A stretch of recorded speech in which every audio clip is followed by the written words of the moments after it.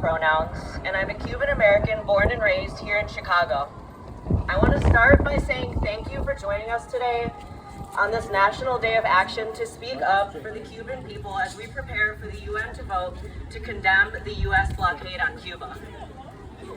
In the week leading up to this vote, the Cuban people have faced unprecedented collapses of the power grid on the island, with devastation being compromised by Hurricane Oscar. Eyewitnesses Cubans that I'm in touch with on the island called out for help, wondering where the world is while they're out of power and no water for days on end. The monthly cost of the blockade is equivalent to a year's worth of maintenance for the entire island's power grid. Despite a lack of resources as a result of this blockade, Cubans have been able to provide medical school education for students in over 122 countries and sending doctors worldwide. Imagine what could be accomplished without the inconceivable barriers brought on by the blockade.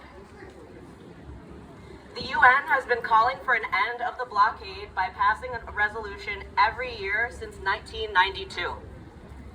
Over the last few years, there are two countries that have consistently voted against the resolution. Can you guess which ones they are? Well, they're the United States and Israel.